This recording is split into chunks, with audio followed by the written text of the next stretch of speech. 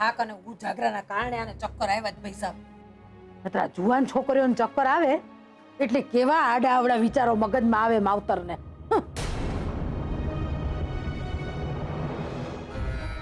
બા, અમે એટલીસ્ટ રાહુલ જેવા તો નથી. જુઠ્ઠું બોલીને વર વહુનું નાટક કરીને વિડીયો તો નથી વેચી આવતા. ને અમને અમારા પપ્પાએ જેટલું ઉડતા શીખવ્યું છે ને બા, એટલી જ મર્યાદાની સમજ પણ આપી છે. જોઈ મર્યાદા વાળી બધી મને ખબર છે. પ્રેમ લગ્ન કરવા નીકળી હતી ને, જાણું છું હું. હજી આ વાત ઘરની બહાર નથી નીકળી ને એટલે મોટી ફિસિયારી મારો છો. ભીમજી અદાને ખબર પડશે ને તો ભારે થશે. અમને કોઈની બીક નથી લાગતી બા, કારણ કે અમે અમારા પપ્પાથી છુપાઈને કાંઈ જ નથી કર્યું. બીજલ, ચાલ આજે હોસ્પિટલ આપણે જઈશું અને મમ્મી કિંજલની સાથે તું રહેજે. દોડડાઈ થામા મોહનભાઈ, હું રહીશ. ના ના બા, તમે તકલીફ શું કામ લો છો? એમ એટલે મીરા બહુ હવે તમને વાંધા જ કપડવા લઈ ગયા છે? સાંભળી લ્યો, મોહન મારો દીકરો છે અને એની તકલીફથી દુનિયામાં સૌથી વધારે જો કોઈને તકલીફ થતી હોય ને તો એની માને થાય, બીજા કોઈને નહીં. સમજ્યા?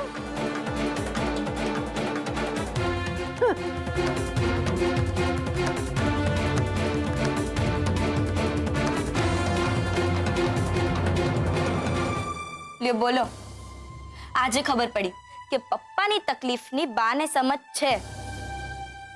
પપ્પા, પપ્પા,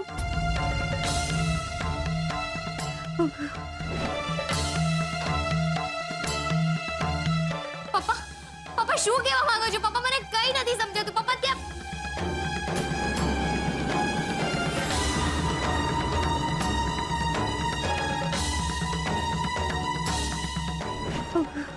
શું છે ત્યાં? બોલો ને, રસોડામાં કોણ છે? પપ્પા, બોલો પપ્પા, પપ્પા, પપ્પા, પપ્પા. કિંજલ, કિંજલ બેટા શું થાય છે? કિંજલ, પપ્પા.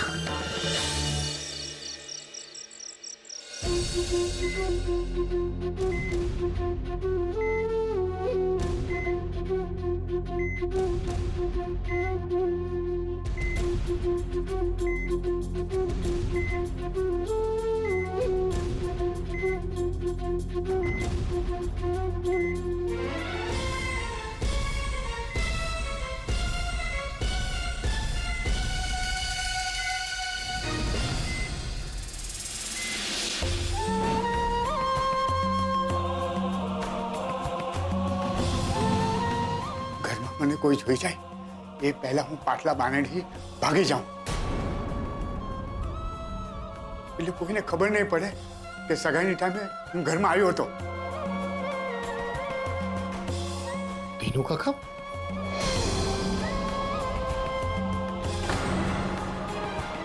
ધીનુ કાકા રસોડામાં શું કરે છે?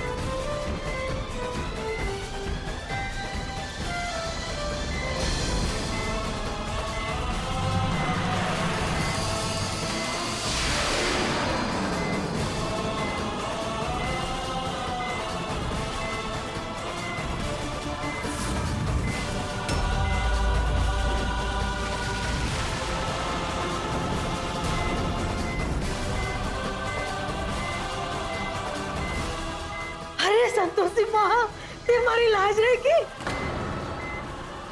મારા મોહન આંખ ખોલી. બોલ બેટા, તારે મને કઈ કેવું છે? કે તારી માં તારી સામે જ ઊભી છે.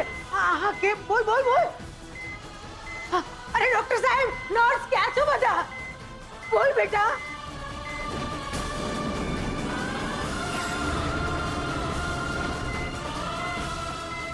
બેન તમે કશો સિસ્ટર ઓકે રિલેક્સ યસ બા બા પ્લીઝ તમે બહાર જાઓ. અરે પણ કહા, જો મારા દીકરાને મારી જોડે વાત કરવી છે.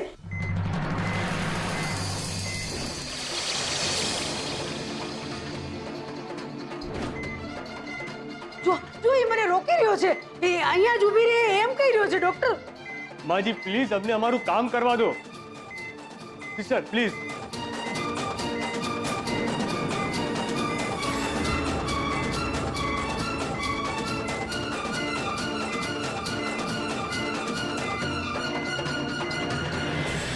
પપ્પા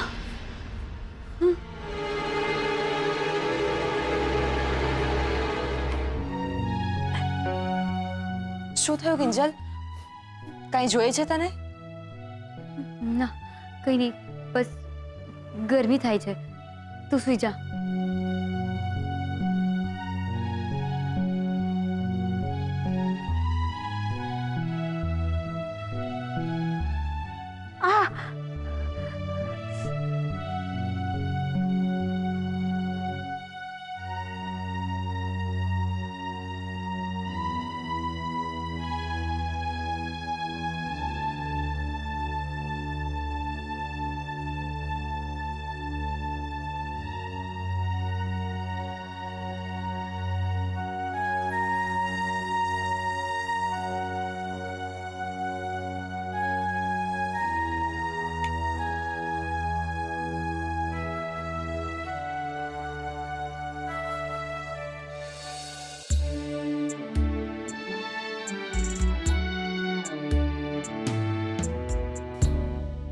કેટલું બધું લખવું હતું સગાઈના દિવસે આ પેજમાં,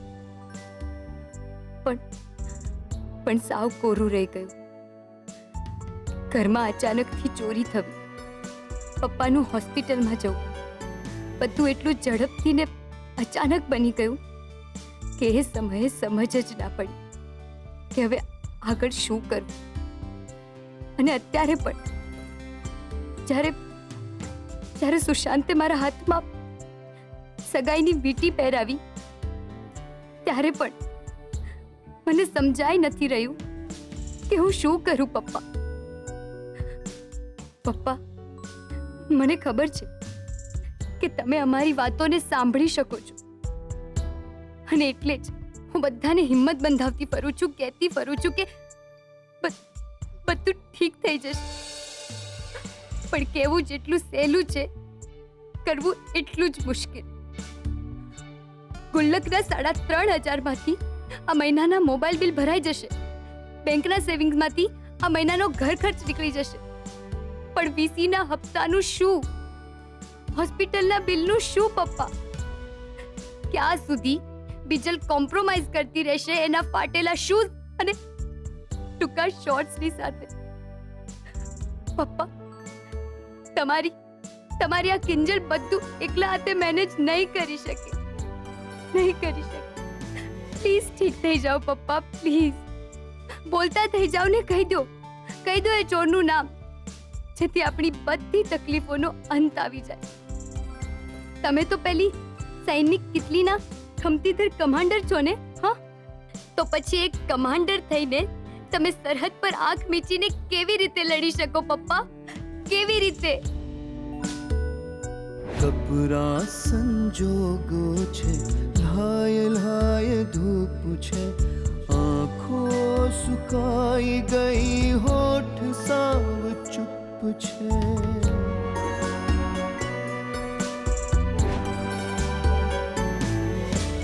દીકરી જ્યાં હોય ફળિયામાં મોજ, પણ દીકરીના માથા પર, દીકરીના માથા પર મણમણનો બોજ છે.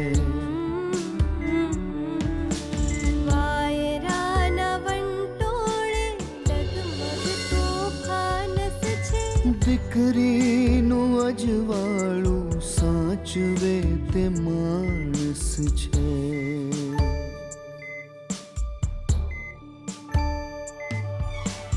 રંગ દરિયાનો આંખોમાં ભર્યો, રંગ દરિયાનો આંખોમાં ભર્યો. દીકરી વાલનો દરિયો. શું થયું કિંજલ? તું ઠીક તો છે ને? હા, દીકરી વાલનો દરિયો.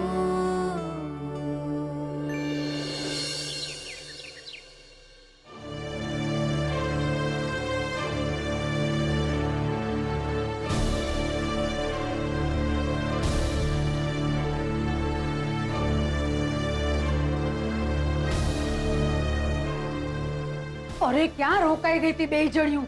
જટ પગ ઉપાડવા જોઈએ ને ભાઈ સાહેબ. કેમ બા, શું થયું? અરે આ વખતે મોહને ખાલી આંખ નથી પપડાવી, આખી આખી આંખો ખોલી નાખી. શું વાત કરો છો બા? તારી હારે વાત નથી કરતી હું. મારે મારી મીરા બહુ હાથે વાત કરવી છે. હલતી નો થાતું અહીંથી.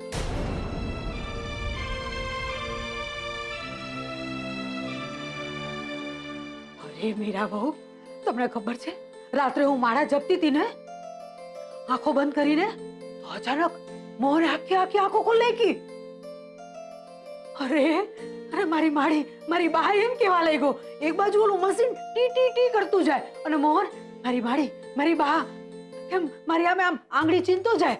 અરે ઓલા ડોક્ટર કે તમે બહાર જાઓ બહાર જાઓ, પણ ના, મારો મોહન મારો આમ આટલો ચાલી લીધો અને મને કે બા તમારે અહીંયાથી ક્યાંય નથી જવાનું, બા તમારે અહીંથી ક્યાંય નથી જવાનું. અને બા, તમે આ વાત અમને અત્યારે કહી રહ્યા છો? ફોન કરીને નહોતા કહી શકતા? મારી પાસે આ તમારા જો મોબલી છે અને હોય તો અહીંયા નંબર કોને આવડે છે લગાવતા? અરે પણ રાઘવ કાકાના ઘરનો નંબર તો આવડે કે નહીં? અરે મારી માવડી, હું આ બધી ફોનની પંચાયત કરતી બેહું કે મારો મોહન હાજો થઈ ગયો એના પેંડા વેચું? અરે મીરાવો, હું વિચારી રહ્યા છો આપણે અંદર નથી જવું મોહન પાસે? સેજલ ભાભી, સેજલ ભાભી, મને નર્સે હમણાં જ કહ્યું છે કે મોહન અંકલને સ્પેશિયલ રૂમમાં શિફ્ટ કરવાના છે. Special room? પણ તો ખર્ચો ડબલ થઈ જશે ને? અરે મીરાવો, ડબલ તો ડબલ. મારો મોહન ઠીક થઈ ગયો ને, એ જ મોટી વાત છે ભાઈ સાહેબ. હાલો અંદર. એક મિનિટ ભાઈ, તું ક્યાં જાસ? લાગે છે ડોક્ટરે તને કીધું નથી. અત્યારે દર્દીના ઘરના હોય ને એને જ મળવાનો ટાઈમ છે. અને તું તો પાછો ભણેલો ગણેલો અને પોલીસ હારે ફરનારો ને, તો આ તે ત્યાં વાંચ્યું નહીં? જો ત્યાં લખ્યું છે પાટિયું માર્યું ને કે મુલાકાતીઓને મળવાનો ટાઈમ 11 થી 1 નો. તો હજી 11 નથી વાગ્યા ને? તો હજી 11 નથી વાગ્યા ભાઈ. જા, હાલતી નો થા. ઇટ્સ ઓકે સેજલ ભાભી, તમે જઈને મોહન અંકલને મળી આવો અને મારા વતી ખાસ ખબર પૂછજો. હું ત્યાં સુધી કિંજલ અને રૂપેશને જણાવી દઉં છું. અને આમ પણ મારી પાસે મોબલી છે અને મને નંબર પણ આવડે છે બધા.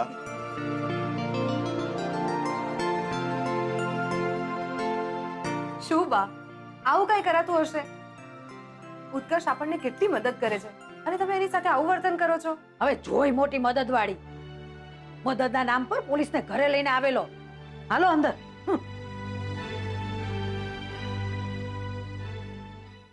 હે ઉત્કર્ષ, યસ ડોક્ટર. સારું થયું તમે મને અહીંયા જ મળી ગયા. મારે તમને એક બહુ ઇમ્પોર્ટન્ટ વાત કરવી છે. પેમેન્ટ વિશે છે ડોક્ટર? ના, મોહનભાઈ બાબત છે. મોહનભાઈની હેલ્થ વિશે એક વાત કેવી છે જે બીજા કોઈને ખબર નથી. અને હા, મેટર થોડી સિરિયસ છે.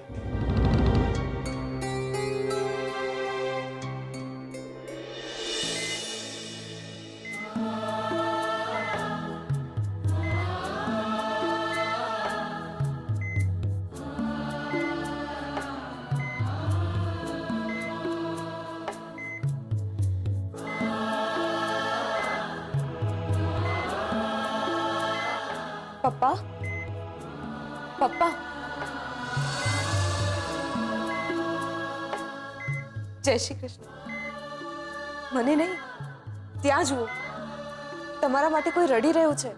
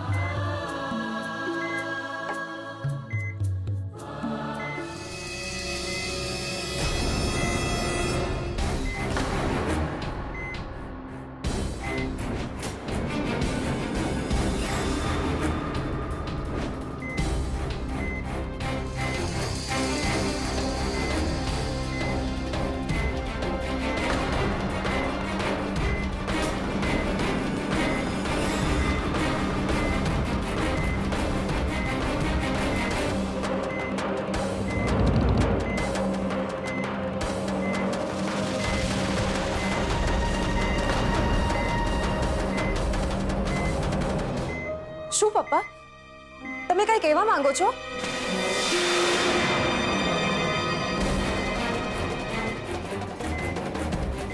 મને કઈ સમજાતું નથી. પપ્પા, ત્યાં કોણ છે? એમ, આ તો બા છે. તમારે કઈ કહેવું છે? તમે શું બોલવા માંગો છો? કઈ સમજાતું નથી. શું કહેવું છે તમારે?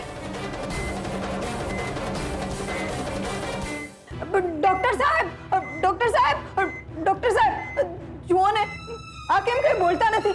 એમને કઈ થયું છે? આઈ એમ સોરી મેડમ, પણ હું બસ એટલું કહીશ કે મોહનભાઈ એમની આંખો ખોલી શકે છે, હાથ હલાવી શકે છે, પણ હમણાં વાત કરી શકશે નહીં.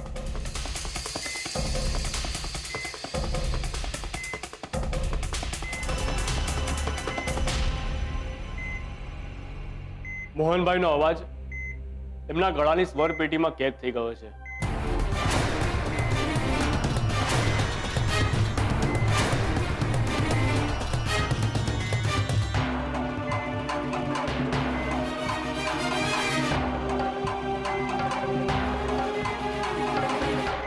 તો ઈવડે કેદખાનાની ચાવી તમારી પાસે નથી ડોક્ટર? જુઓ માજી, મેં તમને સૌથી પહેલા કહ્યું હતું કે મોહનભાઈને બ્રેન સ્ટ્રોકનો પ્રોબ્લેમ થયો છે અને નસીબદાર છે કે એમને પેરાલિસિસનો એટેક નથી આવ્યો.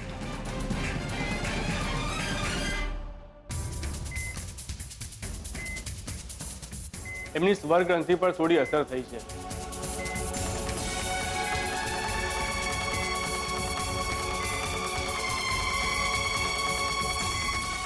અને એટલા માટે જ એમને થોડા સમય માટે ખાવામાં અને બોલવામાં તકલીફ પડશે.